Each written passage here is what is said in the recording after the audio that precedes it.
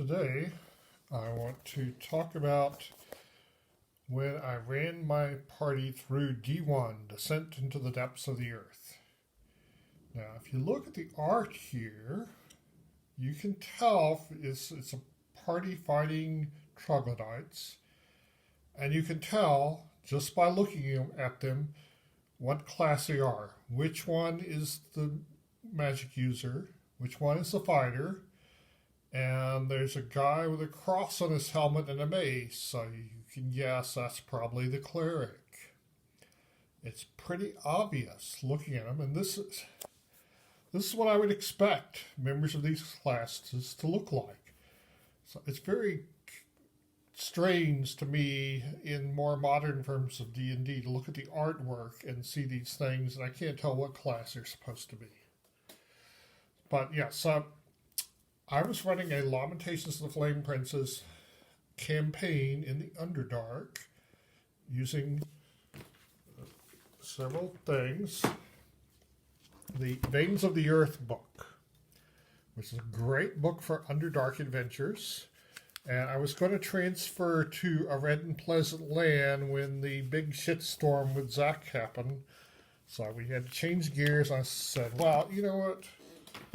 Why don't we run the GDQ series, or just the D part, the DQ series. So we transferred a Lamentations game to this classic module. Now I had to make some alterations to the module to make it fit Lamentations, because Lamentations is pretty much D&D the way that all of us old school players have played. And so I was able to use this is a print-on-demand copy I got from Drive-Thru RPG, and it's pretty good quality. But I had to make some alterations to make it fit Lamentations, because Lamentations is pretty much old school D&D, but there's some changes. One of the changes is that every class is the only class that can do a particular thing. So only the cleric and magic user spells are completely separated. Dispel magic is the only spell they have in common. And so any particular spell, only one class can cast it. Only thieves can improve their skills. And only fighters can improve their roll to hit. So in Lamentations, most of the monsters, the armor classes are kept pretty low, so you have a chance against them even though your chance to hit never improves from first level on. But fighters are really good at hitting these things.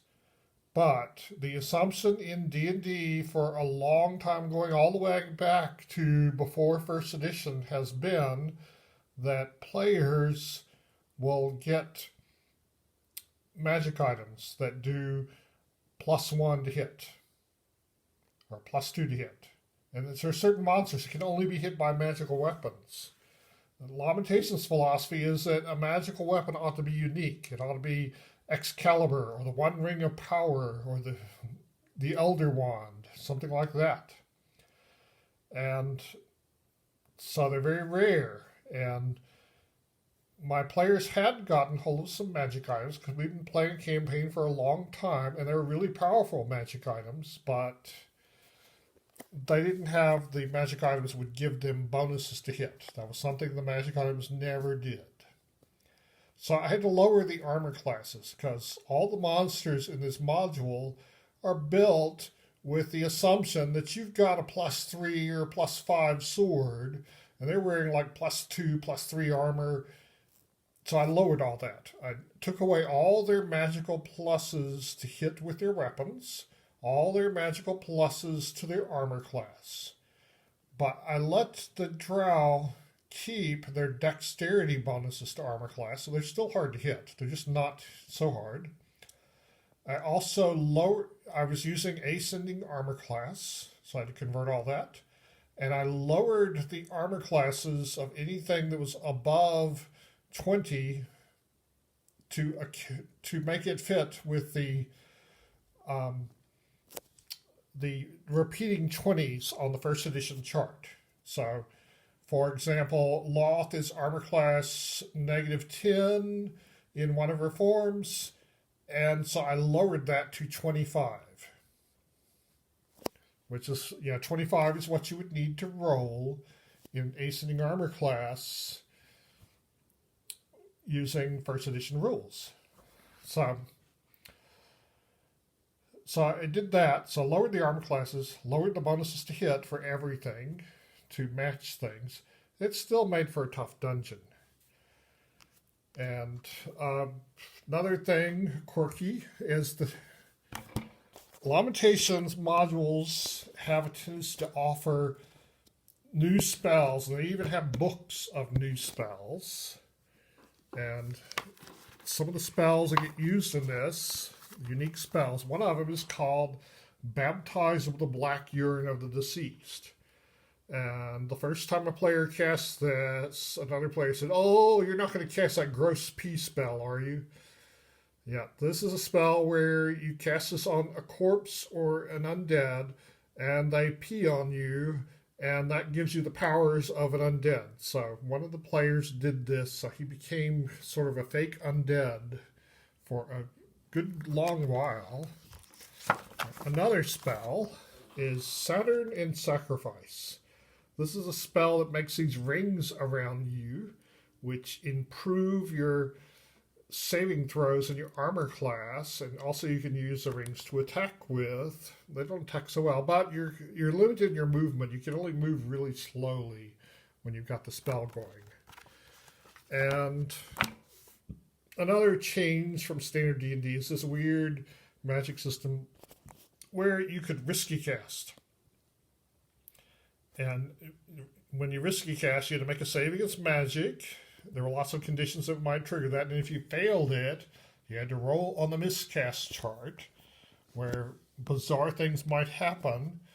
And one of the players had a magic weapon that would deliberately miscast. That it would miscast a random spell, and you would make your save. And if you made your save, it would affect your enemy. If you failed it, it would affect you. And the character was a dwarf, so he was really good at making his saves. But in order to do that, he had to hit. And as I said, only fighters in Lamentations have a bonus to hit. Only they can improve their chance to hit. The thing that's unique about dwarves and Lamentations is they have lots of hit points.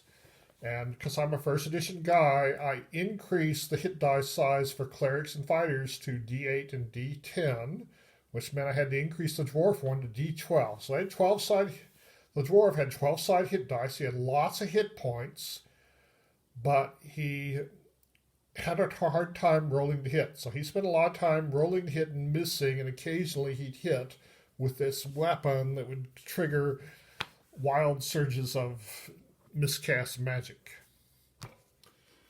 Okay, so I'm going to show off a little of this. It's slippery. You saw it slip out of my hands. This is a print-on-demand copy, and the quality of it's pretty good. I wish they would do more of this stuff. We got some nice pictures. I like the old-style pictures better, even though the quality is not as good. It's much better at showing what it's supposed to be. You can tell what you're looking at. So there's random things, and so let's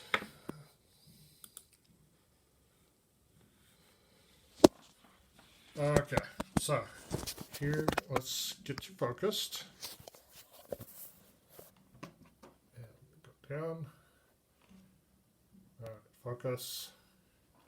Yeah, so this is their first encounter.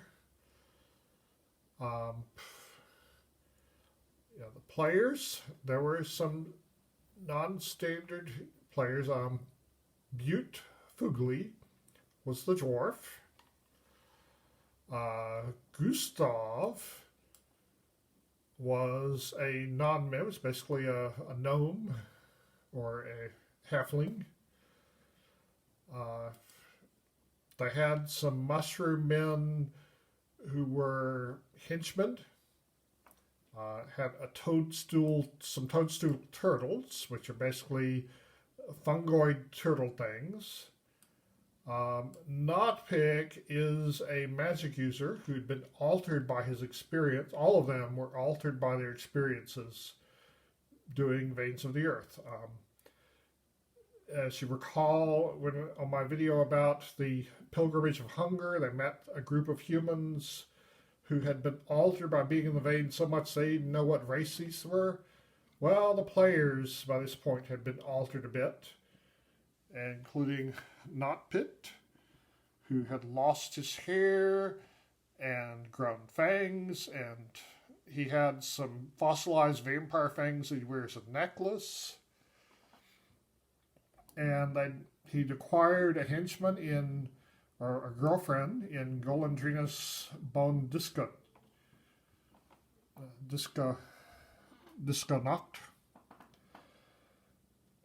And she was an off at all, which is the Veins version of the Drow, and so I made them like cousins of the Drow. They're very similar to the Drow.